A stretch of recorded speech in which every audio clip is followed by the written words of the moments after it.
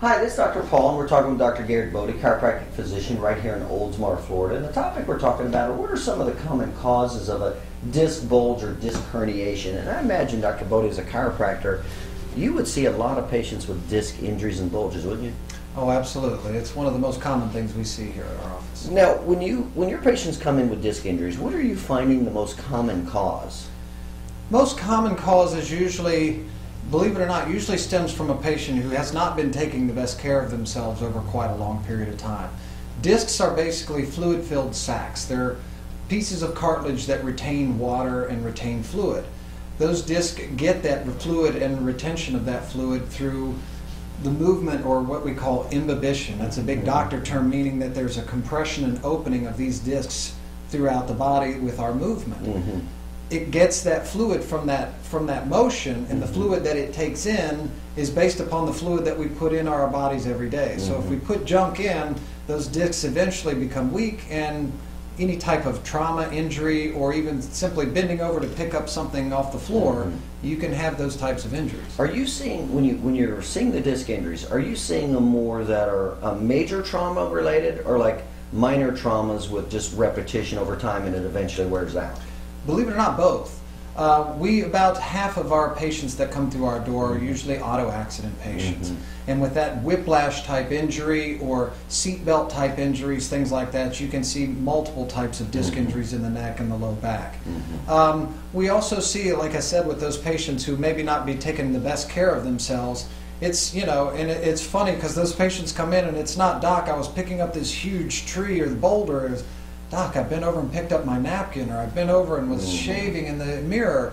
Those are typically the common causes we hear with disc injuries. And so you're saying those ones have probably been wear and tear over time? They've had some wear and tear over time where the patient's not doing the best to take care of themselves, and they do that one final last movement, and finally that's all it takes, and the disc gives way, and next thing you know you have a disc injury.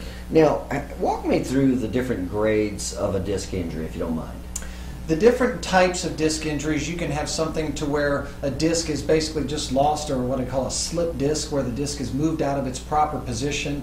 And believe it or not, it's usually not the disc that's moving, but the two bones that it's between. And when those bones get shifted, that disc loses its proper position between those two bones and starts to become irritated. So that's the least severe of the disc injuries? That's the least severe. Okay. The next type is what you call a disc bulge.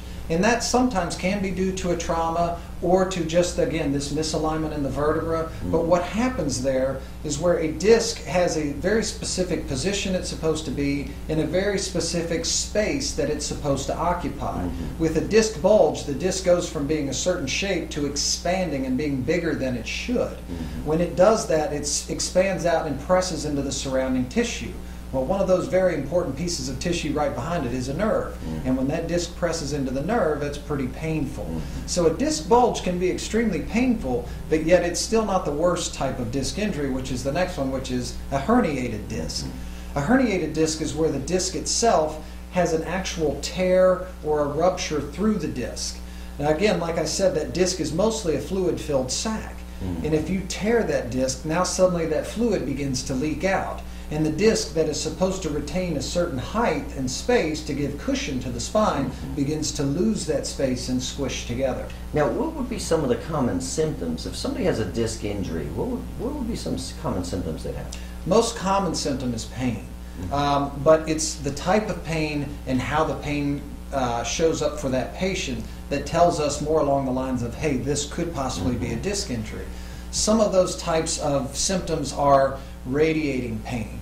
Pain that radiates away from the spine, typically down an extremity, down an arm or a leg.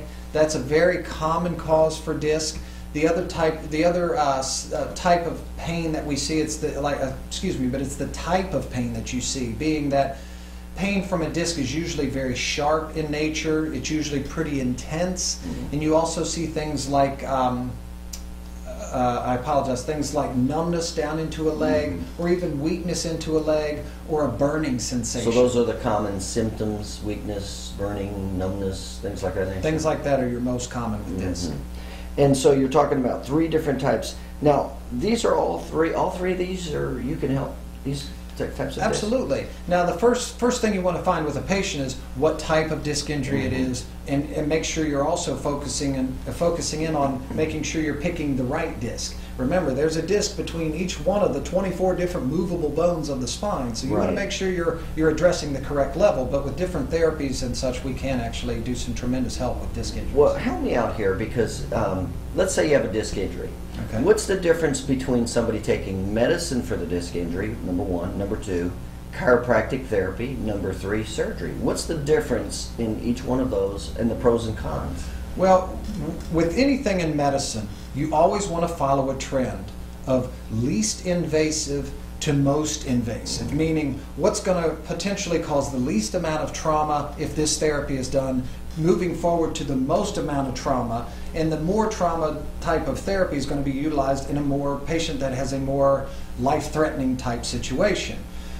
With disc injuries, chiropractic is always going to be your first line of defense because it's the least invasive and it's also the one that has the most positive effect.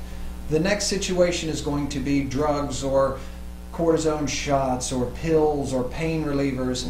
Those things are great, but they're not necessarily addressing what's causing the problem.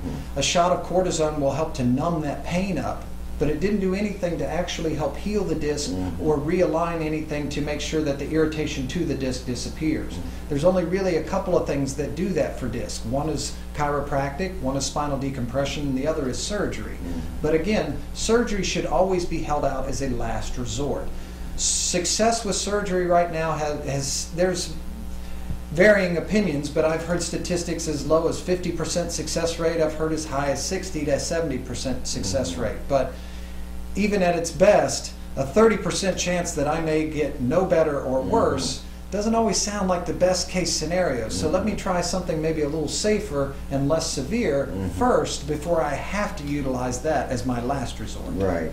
And so you're saying mainly the disc injuries are major trauma or minor trauma.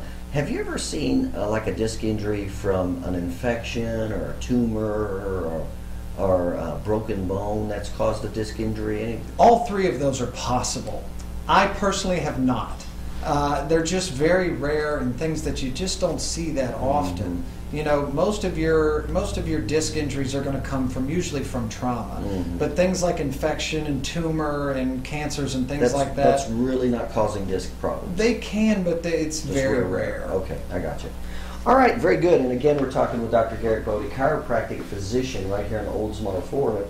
And we're talking about some of the common causes of disc injury. If you suspect you're having a disc injury, or if you know you do, certainly feel free to give Dr. Bode a call right here in Oldsmar, Florida.